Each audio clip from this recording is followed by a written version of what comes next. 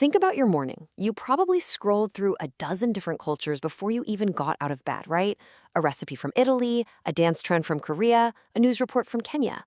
Well, today we're going to dive into the powerful, kind of invisible forces that make all of that possible. But let's start with a really direct question.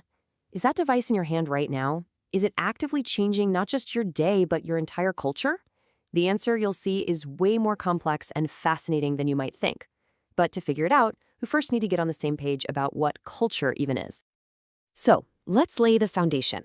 Before we can talk about how media and globalization are mixing everything up, we need a clear blueprint for what we mean when we say the word culture.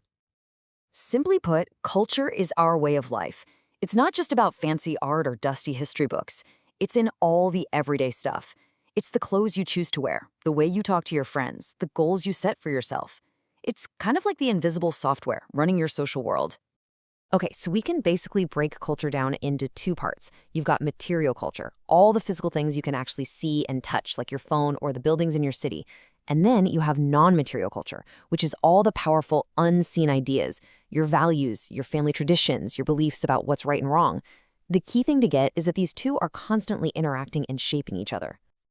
So now that we have our blueprint for culture, let's introduce the giant force that's putting all these different cultural blueprints in contact with each other: globalization. And this is where things get really interesting and maybe a little bit messy. You know what? The political scientist Samuel P. Huntington had a pretty dramatic prediction about all this. He argued that as our worlds get more and more connected, the main source of conflict won't be about money or politics, but about culture itself, a clash of civilizations. But is that the only way this can play out? Well, there are pretty much three main theories about what happens when cultures meet. Some folks see cultures as fortresses, distinct and resistant to change. That could lead to the clash Huntington was talking about. Others see a global mall where we're all becoming more similar, shopping at the same stores and watching the same movies. But there's a third view, and it's maybe the most interesting one: the smoothie. This idea suggests that global and local cultures blend together to create brand new, totally unique flavors.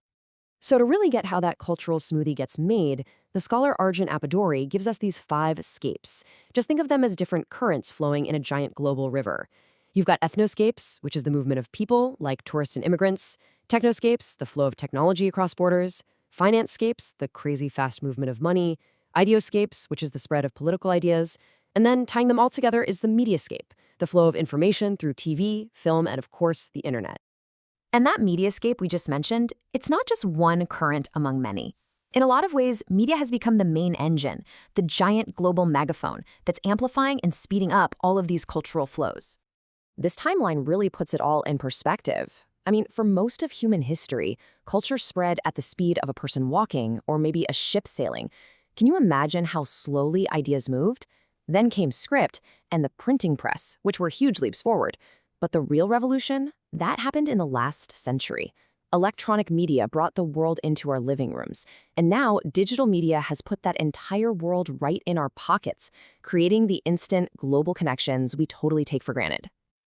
So, the crucial point here is this: globalization as we know it today simply would not exist without media. Media isn't just reflecting these cultural changes, it's actively driving them. It's what makes these huge, complex global flows even possible. Okay, that was a lot of theory. Let's make this way more concrete. We're going to look at a real-world example, a country that lives right at the heart of this media-driven cultural exchange: the Philippines. First, let's get a baseline. A 2019 study found that the average person in the world spends 6 hours and 42 minutes online every single day. That's a massive chunk of our waking lives. But just hold that number in your head for a second.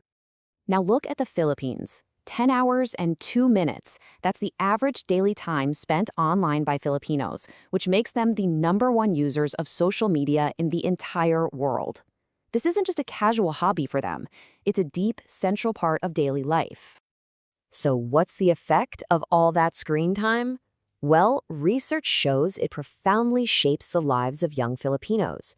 Media influences literally everything: how they see themselves in society, what they buy, the friends they make, and even how they create their own culture through memes, videos, and trends. It is a perfect real-time example of that cultural hybridization, that smoothie, in action. So we can see the power of media. It connects us, it changes us, it creates new things. But all this power also raises some incredibly important questions. Questions that all of us really need to be asking about our own media landscape. First up, access. Who even gets a seat at this global table? When a farmer in a remote area needs information, can they get it as easily as someone in a major city? Is internet access a basic right, or is it a privilege? This digital divide is a real thing, and it creates massive inequality in who gets to know what. Second question, production.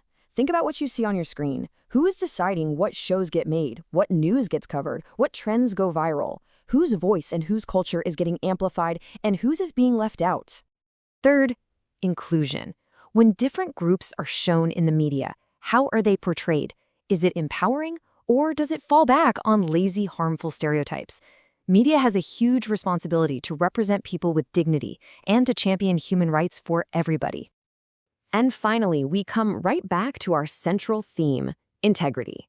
As global media flows into every corner of the world, what is it actually doing to local culture? Is it creating that vibrant, hybridized smoothie?